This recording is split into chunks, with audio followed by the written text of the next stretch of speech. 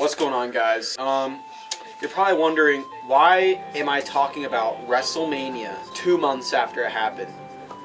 And honestly, I just have a lot to say. It all starts back on September 25th, I believe, 2023. It was a SmackDown, and Austin Theory was out, and he was doing his thing, you know, A-Town down, screaming out loud, A-Town down, bow. He's probably the best U.S. champion. Let's give you guys a little history lesson on Austin Theory before we move forward. You know, he's the greatest U.S. champion of all time. He beat John Cena at WrestleMania 39. He was the selfie guy. He's Vince McMahon's favorite wrestler, everyone's favorite human being, Vince McMahon. So he came out talking about how everyone was a piece of shit. And then he just kept talking. And I remember I was sitting there just watching, like, dude, this is greatness beyond another level. And this is truly the first time where I felt that people don't understand when WWE is great, and when it's bad, they think that's great. You're gonna see what I'm talking about later in the video. You know, this is only chapter 1.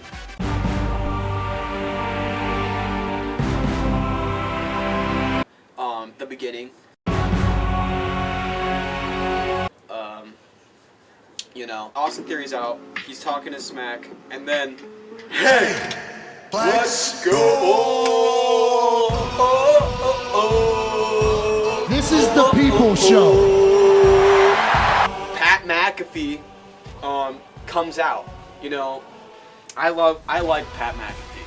The thing about him coming out here is, I like Pat McAfee, and I like Austin Theory. So I don't want them two feuding, right? But hey, if Pat McAfee comes out, that's how I know the great one's coming out. And The Rock comes out, and he's like, Austin Theory, you suck. Everyone chant asshole, asshole, asshole. And then he leaves. That's where it all started. That's when I was like, okay, Rock v. Roman WrestleMania. Like, obviously they're setting that up. You know, they have this Cody guy. I'm not really a fan of Cody. You know, I posted some videos on the channel of some wrestling matches that I did. And how many were there? I forgot what they were called. It was, good thing you guys can see along with me. Now, as you see here, we are on the McLovin 9000 YouTube studios. Look at my analytics here. You know, just 342 views, 1.7K less than usual, guys. What's going on? We are 1.7 thousand views short than usual. Okay? Watch time, 7.4 hours less. But we gained 2 subscribers. So I made 3 videos. 1, the match we all wanted. 2, the match we all needed. And 3, cry about it. So, it's obvious that the match we all wanted was The Rock versus Roman Reigns. Come on, guys. It's a dream match. They've been teasing, like, come on. Roman needs to beat The Rock. And you can cry about it, but hey, let's get on. I'm getting too ahead of myself because apparently Jinder Mahal came back.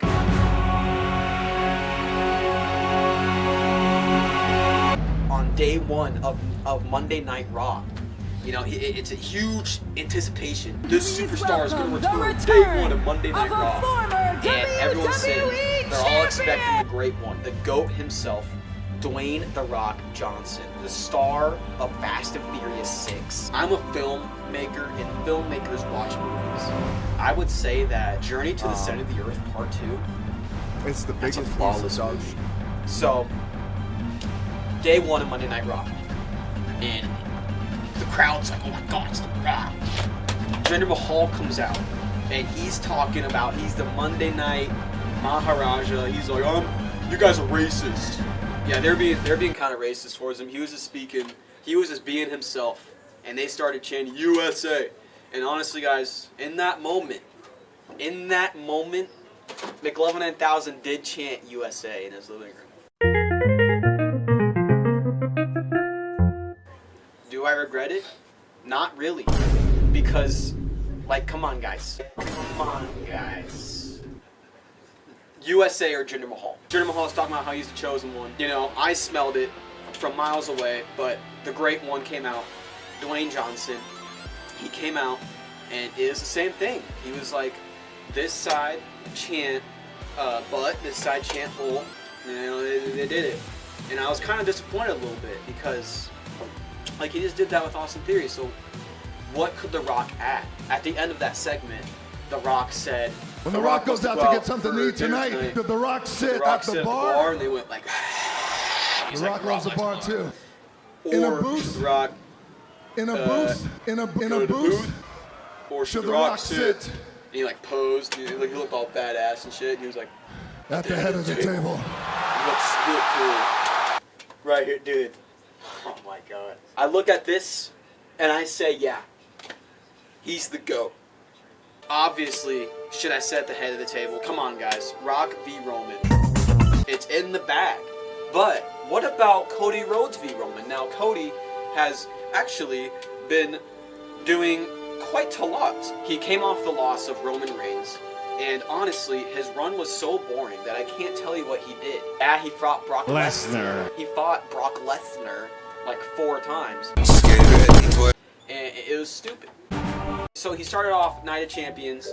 You know, he broke his arm. Oh, guys, I broke my arm. Like, Cody, your arm's not broken. It has no bruising on it. But anyway, match was great. You know, Cody, really good job. I don't remember who won. I think Brock. This right here was this word of text. It will help me know if I stand corrected. But then they went on to SummerSlam. Cody was kind of veering off from Roman Reigns a little bit. He wasn't really addressing Roman for a really long time. And right when it was about the time where I was like, okay, like Cody, he's going, like it's starting to go the Roman path. That's when The Rock came back and said he wants to set the head table. So it kind of created this stigma in the community, like, okay, well, The Rock is really cool. Rock and Roman is like a dream match, but what about Cody Rhodes? So a lot of people are like, oh, triple threat, but like, that's stupid. Come on, guys. So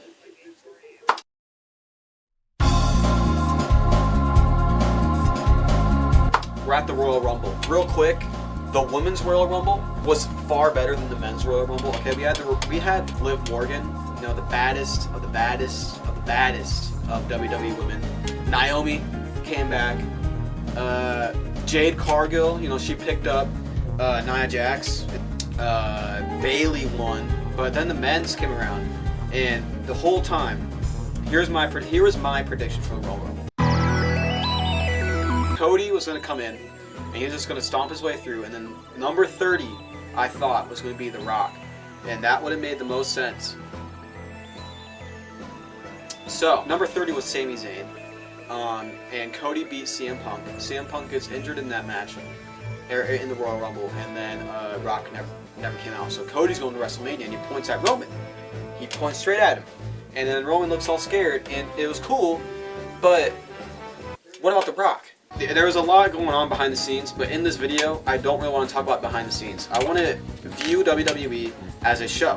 I want to view it as a story, as entertainment. I don't want to talk about the behind the scenes, because the behind the scenes, it honestly ruins it for me. What I'm watching in WWE is real. It's real to me, damn it. And when I saw Cody win, I was like, okay, like, what are they doing? Then SmackDown comes along, and Cody's talking to Roman, and he's like, I can't fight you, because The Rock's going to do it. And The Rock comes out. The Rock is coming out, and he shakes his hand, and Cody hands over his main event. So, as a viewer, Cody willingly, okay, because like, think about this. Why would Cody? This like, nobody thinks about this part of it, because as I was saying, they focus on behind the scenes. View it as a form of consumption. Like, this is a show, this is my reality, right?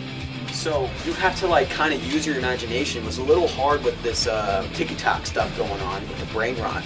So if you infer a little bit, you can see that Cody might think that he is not good enough to beat Roman. That's the impression I was getting. So I was like, oh, so he's handing it over because he's like, oh, I'm not good enough. And I know everyone in the comments is gonna be like, he handed over because The Rock made him do it because The Rock signed to TKO. Okay, if you just like block that out and like have tunnel vision, you can create like that the wrestling is real aspect of it, and you can make it real for yourself. So The Rock has the main event of WrestleMania, and Cody successfully handed over, and the internet goes crazy. And the next couple of SmackDowns and Raws, it's we want Cody, we want Cody.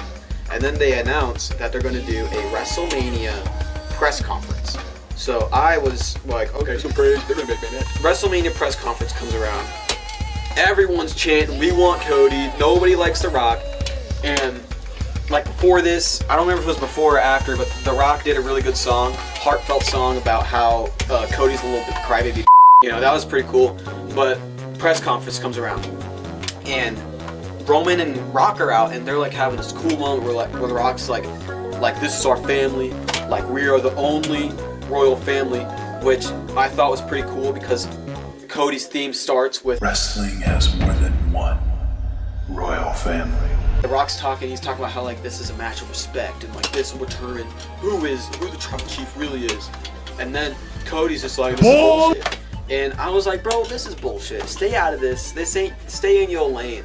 And then Seth Rollins comes out, and everyone glazes Seth Rollins. I've been saying it since McLovin Reacts episode 2. I'm gonna be honest, I haven't really been digging Seth Rollins lately. I'm not gonna lie. The fans are making him annoying. If his fans weren't going I would enjoy him, but every time he comes out, like stop. All right, let him talk. But Seth Rollins sucks. They say he's a workhorse champion. In reality, he's as good at kicking out. Kicking out's not that hard. Seth Rollins comes out to defend Cody, which doesn't really make sense because back like earlier in the year, Seth Rollins didn't like Cody.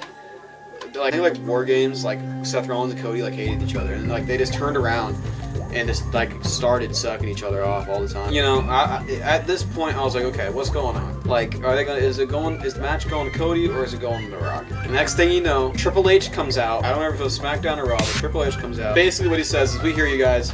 It's Cody v. Roman. We're sorry about that.